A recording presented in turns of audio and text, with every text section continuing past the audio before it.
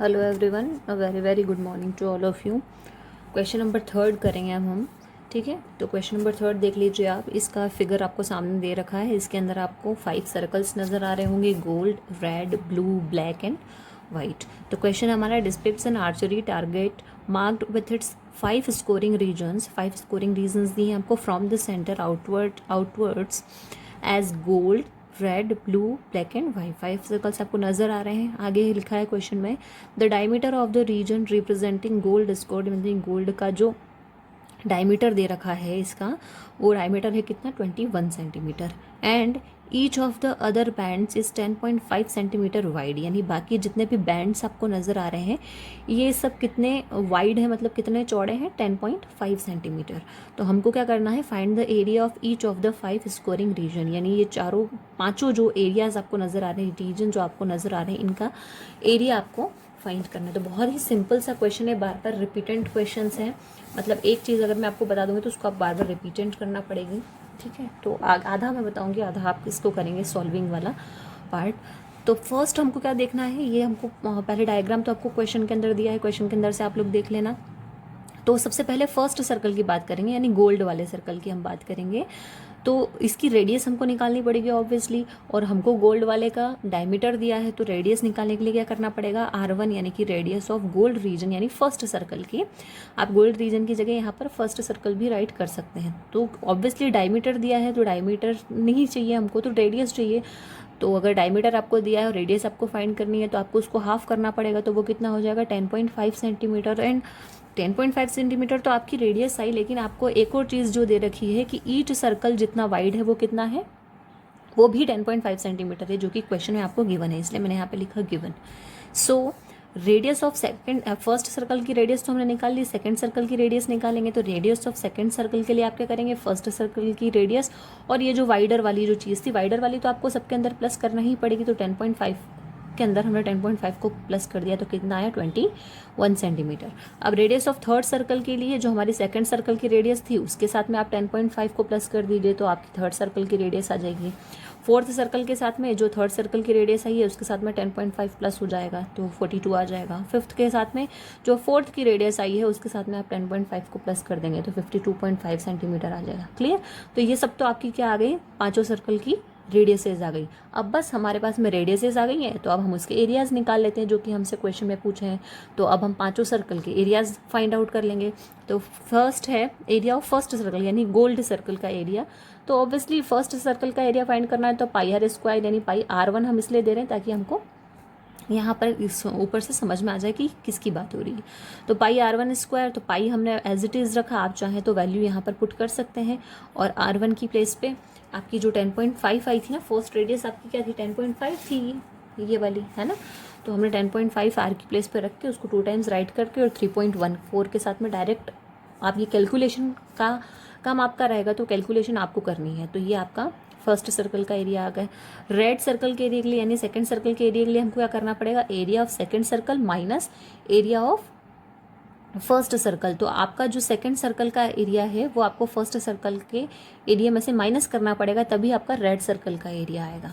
क्योंकि ऑब्वियसली इसके एरिया में से इसका एरिया माइनस कर देंगे, अगर सेकंड सर्कल के एरिया में से फर्स्ट सर्कल का एरिया माइनस कर देंगे, तो हमारा रेड सर्कल का एरिया आ जाएगा। ठीक है, तो इसलिए मैंने यहाँ पे सेकंड सर्कल के लिए πr2² और माइनस का पाई डायरेक्ट हमें मतलब एरिया का फॉर्मूला रखा है, और यहाँ पे इनकी रेडियस को मतलब वैल्यू पुट करके, और मैंने पाई की वैल्यू यहाँ नहीं रखी, मैंने पाई की वैल्यू लास्ट में रखी है, मतलब इसको माइनस करने के बाद में मैंने पाई की वैल्यू पुट की है यहाँ पे 3.14। तो जो सॉल्यूशन किया उसमें क्या आया, 1039.5 सेंटीमीटर स्क्वायर। अब एरिया ऑफ ये तो दो के तो आ गए, अब थर्ड वाला यानी एरिया ऑफ ब्लू रीजन के लिए आप क्या करेंगे, area of third circle minus area of second circle. तो वो कितना हो जाएगा, πr3 का स्क्वायर माइनस पाई, बस वैल्यू पुट करके आप वो कर लेना। उसके बाद ब्लू रीजन के बाद फिर आ जाएगा आपका एरिया ऑफ ब्लैक रीजन, तो उसके लिए area of fourth circle minus area of third circle, उसको माइनस कर लेना इसी तरीके से। फिर आपका एरिया ऑफ वाइट सर्कल आ जाएगा, उसके लिए आप area of fifth circle minus area of fourth circle कर लेंगे, इसी तरीके से वैल्यू पुट करेंगे, रेडियस निकाल के। वैल्यू सारी ऊपर आपको दे रखी है, बस खाली आपको पुट करनी है और कैलकुलेशन करनी है। क्लियर हो गया? आई होप कि आगे का मैं नहीं बता रही हूँ, बाकी का तीनों सर्कल का मैंने 2 सर्कल का आपको निकाल के बता दिया, थर्ड सर्कल का भी बता दिया, तो आगे का 4th और 5th सर्कल का एरिया आप निकाल लेंगे तो आपका क्वेश्चन वहाँ पर फिनिश हो जाएगा। कुछ नहीं करना है, खाली इस क्वेश्चन में सारे सर्कल्स की, 5 सर्कल्स की रेडियस निकालनी है पहले, और उसके बाद में उसका एरिया निकालना है। बस फॉर्मूला सही से पुट करना और वैल्यू बिल्कुल सही पुट करना, क्योंकि प्रैक्टिस की बात है, जितना ज़्यादा प्रैक्टिस करेंगे उतनी ज़्यादा आपकी कैलकुलेशन अच्छी होगी। और एग्ज़ाम में कैलकुलेशन ही फास्ट होना ज़रूरी है, क्योंकि अब 10th क्लास है तो कैलकुलेशन भी बड़ी बड़ी आएंगी और ज़्यादा कैलकुलेशन करना पड़ेगी। 9th में तो आपकी इतनी ज़्यादा कैलकुलेशन थी नहीं, 10th में आपको कैलकुलेशन थोड़ी ज़्यादा करना पड़ेगी। तो कैलकुलेशन तभी पक्की होती है किसी भी स्टूडेंट की या किसी भी इंसान की, जब वो प्रैक्टिस करता है। तो आपको बार बार प्रैक्टिस करनी है। ऐसा नहीं है कि हमारे पास में घर पे मोबाइल है, कैलकुलेटर है, तो हम उसके अंदर कैलकुलेशन कर लें।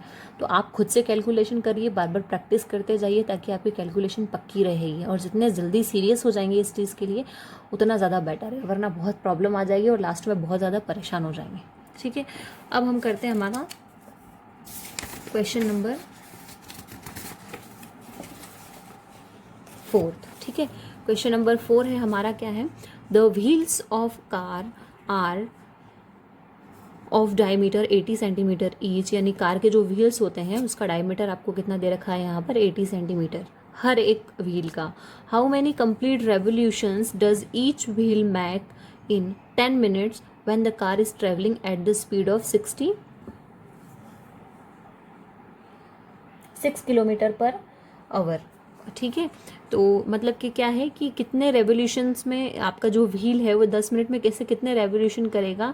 अगर कार की स्पीड क्या है, कार अगर ट्रेवल कर रही है तो उसकी स्पीड क्या है, 66 किलोमीटर पर आवर। तो मैं आपको बताती हूँ उस क्वेश्चन को आपको कैसे करना है।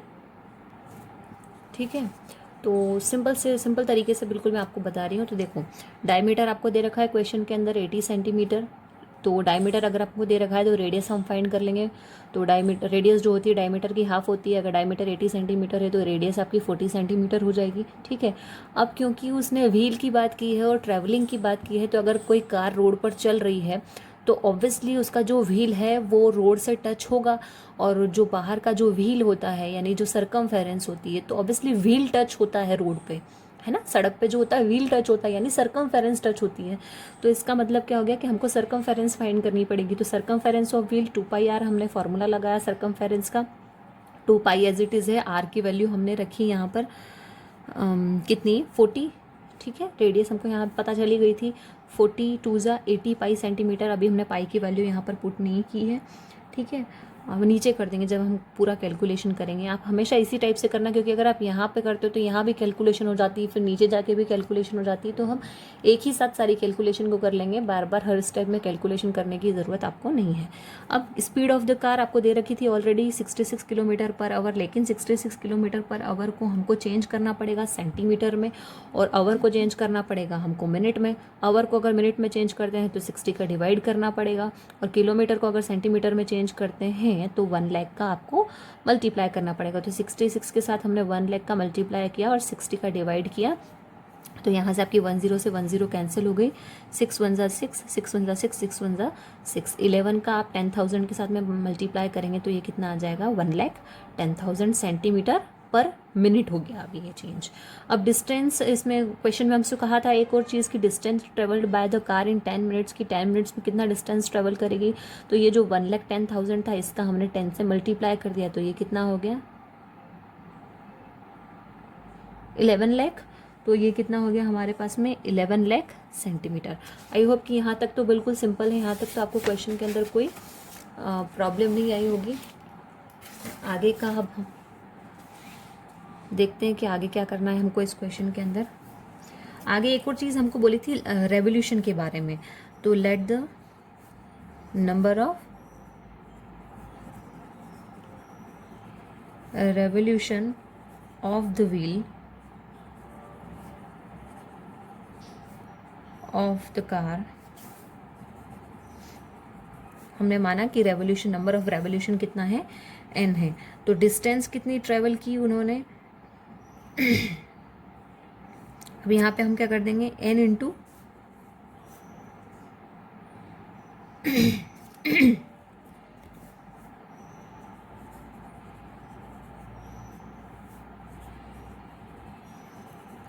Distance travelled in 1 revolution.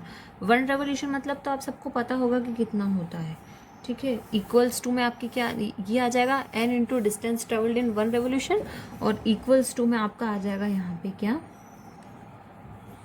Distance travelled in 10 minutes. Clear है। तो अब क्या होगा कि n into distance travelled in 1 revolution, तो 80 पाई कहाँ क्या निकाला था हमने, 80 पाई ये सर्कमफेरेंस निकाली थी हमने 80 पाई, तो ये कितना आ जाएगा 80 पाई, ठीक है। और इधर डिस्टेंस ट्रेवल्ड इन 1 मिनट हमने अभी निकाला था यहाँ पर ये 11 लाख, तो यहाँ पर हम लिख देंगे 3, 4 एंड 5। बस ये 80 पाई को आप कहाँ ले जाएं, नीचे लेके जाएं। तो 80 पाई को नीचे लेके जा रहे हैं, ठीक है। तो पाई था, पाई की वैल्यू पुट करना पड़ेगी है 22/7, 22/7 करेंगे तो 7 ऊपर जाएगा और 22 नीचे रहेगा। जब आप इस पूरे कैलकुलेशन को, हाँ 22, जब आप इस पूरे कैलकुलेशन को यहाँ पर क्या करेंगे, कंप्लीट करेंगे, सॉल्व करेंगे, तो 4375, यानी each wheel of the car will make 4375 revolution. Clear है। इस कैलकुलेशन को आप लोग कर लेना तो यहाँ समझ में आ जाएगा, ठीक है। ये इस टाइप से हम पाई की वैल्यू को ऊपर से लाते हुए नीचे भी लिख सकते हैं। आई होप कि क्लियर हो गया होगा। प्रैक्टिस करना क्वेश्चन को तो आपको समझ में आएगा कि क्वेश्चन क्या है। अब देखिए क्वेश्चन नंबर 5 का था जिसमें कि 4 से 5 हैं, तो मैं आपको सिर्फ एक फर्स्ट वाला बता देती हूँ, बाकी का आप लोग कर लेना।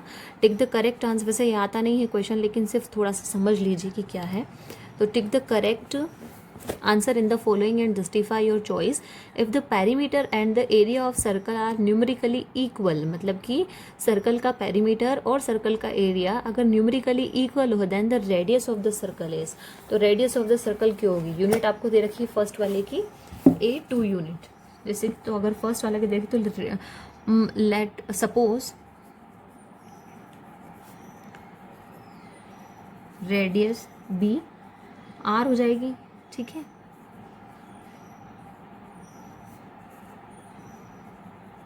सर्कमफेरेंस आपकी यहाँ पर है ही 2πr होती है हमारी। एरिया आपको पता ही है कितना होता है πr²। अगर दोनों को जिस हिसाब से अकॉर्डिंग टू क्वेश्चन इक्वल रखें अगर हम, यानी कि 2πr इक्वल्स टू πr², तो πr से πr यहाँ पर कैंसिल हो जाएगा, एक r बचेगा और यहाँ पे 2 बचेगा। तो देखिए 2 आ रहा है और क्वेश्चन में हमको बोल भी रखा है यहाँ पे कि यूनिट आपकी जो, तो देखिए रेडियस हमारी 2 आ गई, यानी कि जो हमको यहाँ पर ऑप्शन दे रखे थे कौन से, ये 4 ऑप्शन दे रखे थे, चारों ऑप्शन में से सेकंड यूनिट ये यानी ए वाला ऑप्शन इन सब में से सही है कि अगर हम सर्कल के पेरीमीटर और एरिया को इक्वल रखें न्यूमेरिकली तो रेडियस कितनी होगी सर्कल की, 2 यूनिट्स होगी। इसलिए हमारा फर्स्ट वाला जो है वो सही है। तो अब आपको होमवर्क में क्या करना है कि आपकी जो एक्सरसाइज है 12.1 उसको कंप्लीट करना है, और आगे का थोड़ा सा सेक्टर और सेगमेंट्स वाला तो आपने इंट्रोडक्शन में तो वैसे पढ़ ही लिया होगा कॉन्सेप्ट, लेकिन एक बार उसको रिवाइज कर लेना ताकि जब हम 12.2 स्टार्ट करें तो आपको सारे फार्मूलाज पता हो कि आपको करना क्या है, ठीक है। ओके।